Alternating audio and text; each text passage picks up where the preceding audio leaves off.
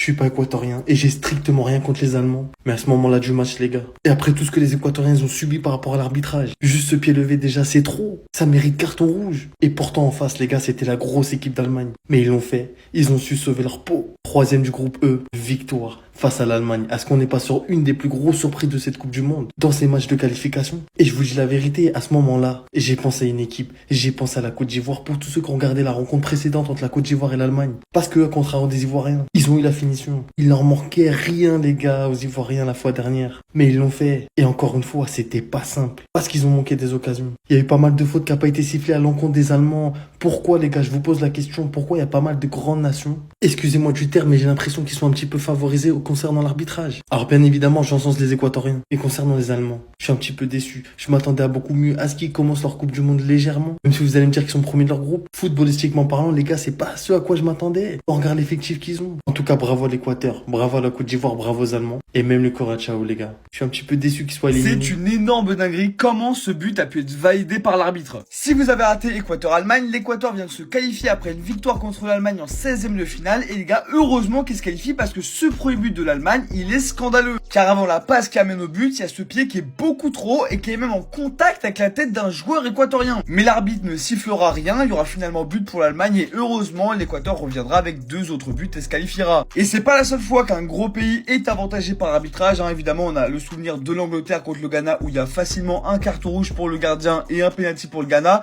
et aussi de l'action de Messi contre l'Algérie. Heureusement, tout finit très bien, l'Équateur est qualifié et les gars, je le dis, cette équipe, elle va être extrêmement dangereuse. Je pense qu'elle peut aller très très loin. Parce que ok, elle a raté son premier match contre la Côte d'Ivoire, elle a raté son match contre le Curaçao, mais c'est une équipe qui a un potentiel de dingue et je pense qu'ils vont monter en puissance. Quand tu vois le match d'Ordonez et de Pacho, quand tu vois le milieu de terrain avec Caicedo et Vité, quand tu vois l'attaque avec Plata et Valencia qui s'est bien battu, cette équipe peut être une énorme surprise. Bref, vous l'aurez compris, très très content pour l'Équateur. En plus, il valide mon prono MPP, donc... J'ai supporté cette équipe de l'Équateur comme si j'étais équatorien. Déjà, j'ai trouvé les décisions arbitrales en faveur de l'Allemagne. En plus de ça, l'Allemagne est une équipe que beaucoup de gens surcotent. Contre la Côte d'Ivoire, j'ai trouvé que le 2-1 n'était pas mérité, qu'ils ont pas fait un excellent match et aujourd'hui ils se sont fait bouffer de A à Z. Et quand je parle d'arbitrage, je parle même pas que de cette occasion, hein, parce que là en vrai, ça peut siffler, je sais pas, il touche la balle avant. Mais par exemple, t'as une situation après le but de l'Équateur où t'as une interception très haute sur le ballon, l'arbitre siffle. Heureusement que le pénalty a été revu à la VAR parce que ça aurait peut-être été un scandale vu la faute qu'il y avait eu avant. Aujourd'hui, on a vu ce qu'on aurait dû voir de l'Équateur depuis le début du mondial. Ils ont fait un très gros match, c'est amplement... On les appelle les grands méchants allemands, mais c'est seulement sur cette action. Voilà, parce que le match pondu par la Mannschaft aujourd'hui,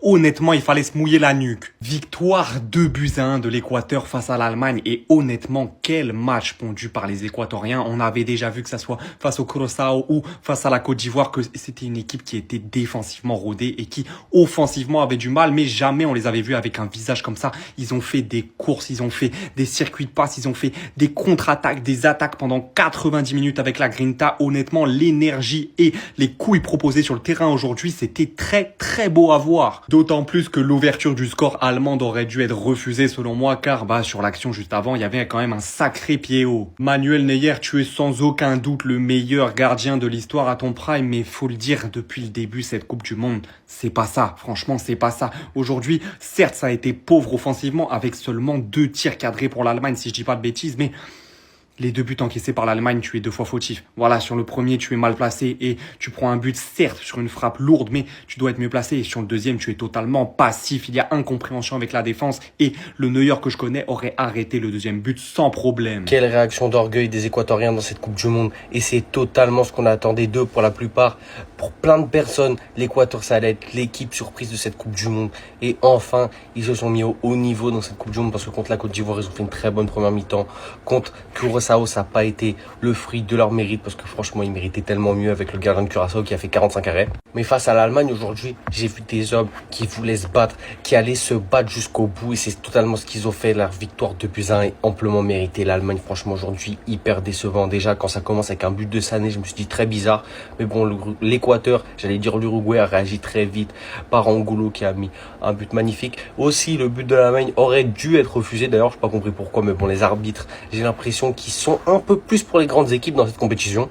La défense allemande, multiples erreurs, Tai Neuer, ça ne communiquait pas assez. Et c'est même ça qui, je pense, coûte le deuxième but, où Plata place son pied magnifiquement devant Neuer pour offrir la victoire aux Équatoriens. C'est totalement mérité. Il devrait passer dans les meilleurs troisièmes si tout se passe bien. Nul à chier l'Allemagne, oui!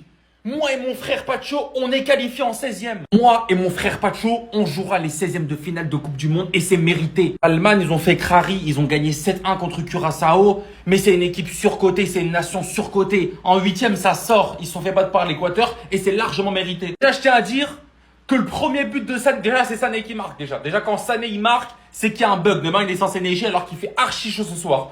Déjà là, comment tu siffles pas faute?